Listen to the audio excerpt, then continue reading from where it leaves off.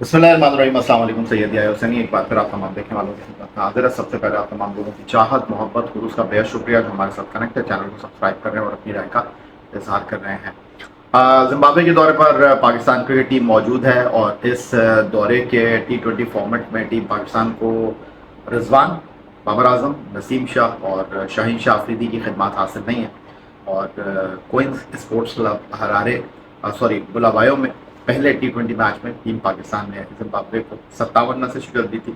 164 run के जवाब में पाकिस्तान के 108 रन बनाकर जो है वो जिम्बाब्वे की टीम पवेलियन लौट गई थी। और जिस टीम के साथ पाकिस्तान पहला T20 इंटरनेशनल खेला था, उसी टीम के साथ टीम मैनेजमेंट ने दूसरे मैच में भी मैदान में उतरने का फैसला किया है।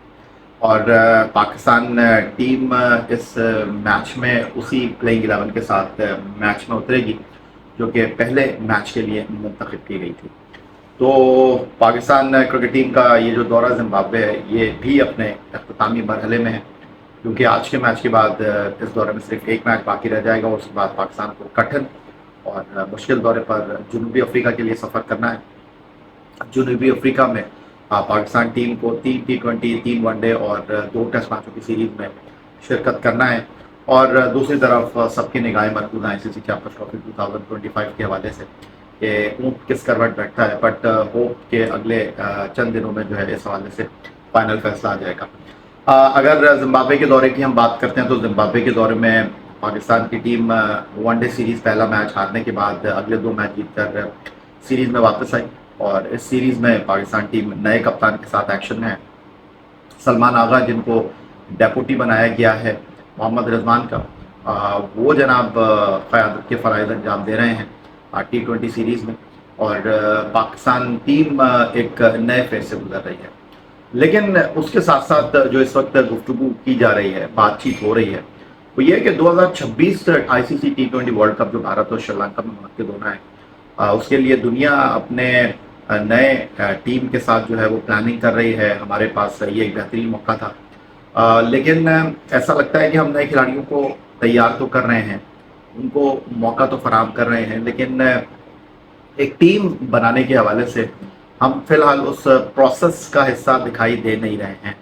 अगर ये कहूँ कि बहुत ज़्यादा तब्दीलियाँ हैं तो शायद ये कहना बिल्कुल बेजा और गलत नहीं होगा, क्योंकि हमने ऑस्ट्रेलिया के दौरे में T20 सीरीज़ में जो है वो साइम अयूब को टीम का हिस्सा नहीं बनाया था।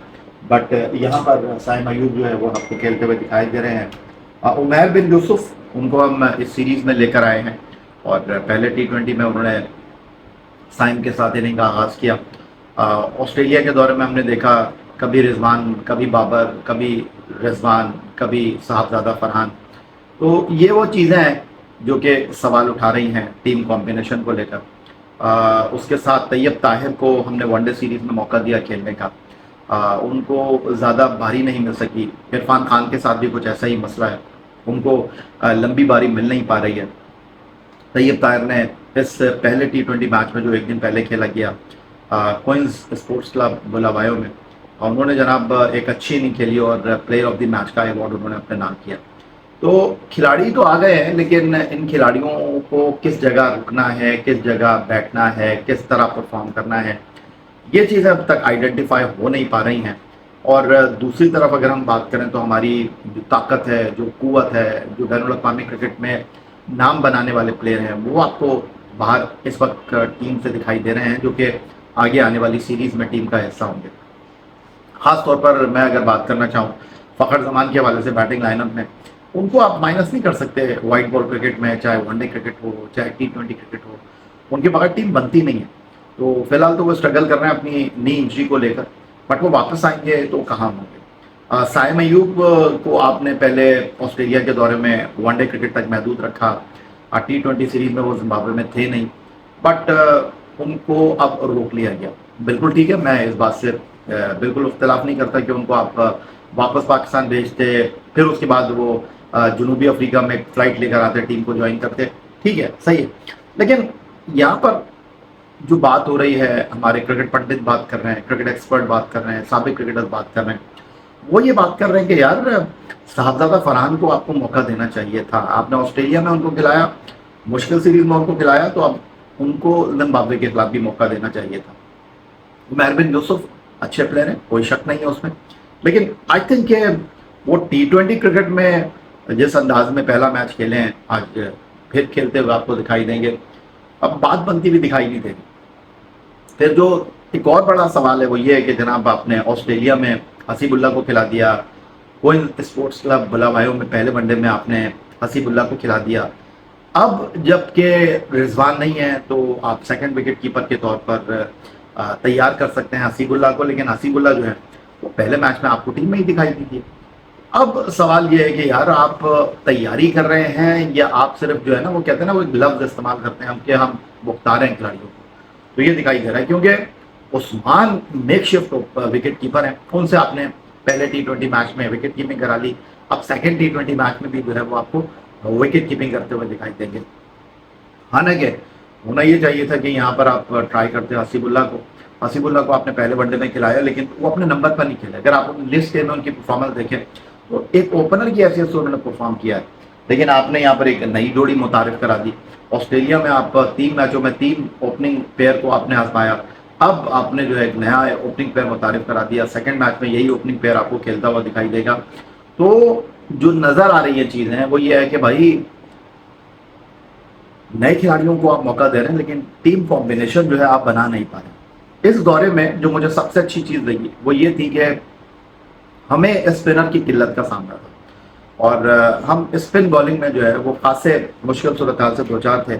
शादाब खान को हमने ऑस्ट्रेलिया भी पिक नहीं किया, हमने जिम्बाब्वे भी पिक नहीं किया। क्या वो आएंगे जनूबी अफ्रीका? अगर आएंगे तो कैसे आएंगे ये भी एक बड़ा सवाल होगा।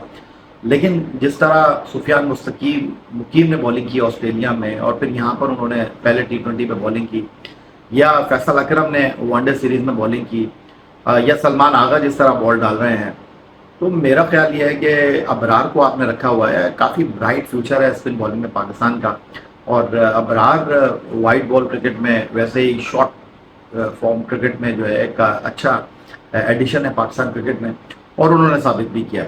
तो अगर इस दौरे में हम बात करते हैं तो जिम्बाब्वे के दौरे में जो सबसे ज़्यादा पॉजिटिव चीज़ आपको दिखाई दे रही है वो है पाकिस्तान का स्पिन बॉलिंग डिपार्टमेंट, जो डेफिनेटली पाकिस्तान के लिए बहुत अच्छा दिखाई दे रहा है। तो ये पाकिस्तान क्रिकेट के लिए बड़ी अच्छी बात है। अब मिड ऑर्डर में अगर हम बात करते हैं, मिड ऑर्डर में हमें चंद अच्छे खिलाड़ियों की ज़रूरत है। तैयब ताहिर 2023 वर्ल्ड कप में लग रहा था खेलेंगे, बट अचानक सऊद शकील जो है वो उनको बाईपास कर गए। अब सऊद शकील को हमने दूध में से मक्खी की तरह निकाल के बाहर कर दिया है। शायद हम फ्यूचर टेस्ट कैप्टन के लिए उनमें कुछ देख रहे हैं, लेकिन हम तैयब ताहिर को जब तक अच्छे मौके नहीं देंगे, जब तक हम आगे बढ़ नहीं पाएंगे। तो जिम्बाब्वे के दौरे में जो सबसे ज़्यादा पॉजिटिव चीज़ मैं दोबारा से आपसे कहूँगा, तैयब ताहिर मिड ऑर्डर में नजर आए, लेकिन उनको मौका मिलना बहुत ज़रूरी है। अगर आप उनको 4-5 ओवर खेलने के लिए देंगे तो कैसे डेवलप होंगे, क्योंकि इस वक्त वाइट बॉल क्रिकेट में हमारा जो सबसे बड़ा क्वेश्चन मार्क है स्पॉट, वो मिडल ऑर्डर है। हमारे पास अच्छा मिडल ऑर्डर है नहीं, हमने भरमार कर दी है ओपनर्स की। साहबजादा फरहान हो गए, साइम अयूब हो गए, उस्मान हो गए, या उमर बिन यूसुफ हो गए, ये सब ओपनिंग बल्लेबाज हैं, इनको हमने मौका दिया है। हम ओपनर्स को मिडल ऑर्डर में खिला रहे हैं, मिडल ऑर्डर में ओपनर्स को खिला रहे हैं, फिर ओपनर्स की आपके पास भरमा रहे हैं। एक मैच में 3-3, 4-4 ओपनर प्लेइंग 11 में आप डाल रहे हैं। तो यहाँ पर आपको ये चीज़ सोचनी होगी, इवन हसीबुल्ला भी एक सलामी बल्लेबाज ही हैं, तो आपको मिडल ऑर्डर का इंतखाब करना होगा। और मिडल ऑर्डर में जो है वो तैयब ताहिर इस दौरे की फाइंड कहे जा सकते हैं। अब देखें अगले 2 मैचों में अगर उनको मौका मिलता है, उन्होंने मुख्तसर जगह उनको मिली थी और उन्होंने बहुत अच्छे तरीके से एक अच्छी इनिंग खेली और पाकिस्तान को जीत में न सिर्फ उन्होंने किरदार अदा किया बल्कि पाकिस्तान के स्कोर को आगे तक ले जाने में उन्होंने किरदार अदा किया। फिर सवाल ये भी है कि यार जिम्बाब्वे की कोई इतनी बड़ी टीम नहीं है कि आपने सिर्फ उनके खिलाफ 164 किया, आपको कम से कम 200 करने चाहिए। तो ये बात भी अपनी जगह मौजूद है। और फिर फास्ट बॉलिंग में अगर हम बात कर रहे हैं, हमने ऑस्ट्रेलिया में सारे मैच खिलाए हारिस को, जिम्बाब्वे में भी ऑलमोस्ट हमने सारे ही मैच खिलाए, अब एक ही मैच बाकी रह गया है। यहाँ हसनैन को हमको मौका देना चाहिए था, हसनैन को हमको खिलाना चाहिए था। जिस तरह उनका बिल्डअप हुआ ऑस्ट्रेलिया में, कम बैक उन्होंने किया, उन्होंने अच्छा बॉल डाला। तो आई थिंक ये छोटी छोटी चीज़ें हैं जिनको एड्रेस किया जा रहा है, जिनके हवाले से गुफ्तगू की जा रही है। तो आई होप कि ये चीज़ें पाकिस्तान क्रिकेट के थिंक टैंक को भी नज़र आ रही होंगी। आई होप कि वो इन चीज़ों के ऊपर जो है वो सर जोड़कर बैठेंगे, इन चीज़ों को ठीक करने की कोशिश करेंगे और टीम का एक अच्छा बैकअप बनाएंगे, और ये टीम पाकिस्तान के काम आएगा। तो अब चाहेंगे आपसे इजाज़त। आप तमाम लोगों का बेहद शुक्रिया जो हमारे साथ कनेक्ट हैं, चैनल को सब्सक्राइब कर रहे हैं, अपनी राय का इज़हार कर रहे हैं। फिलहाल सैयद याह्या हुसैनी आपसे इजाज़त चाहेगा। अगली वीडियो तक के लिए अल्लाह हाफ़िज़। पाकिस्तान ज़िंदाबाद।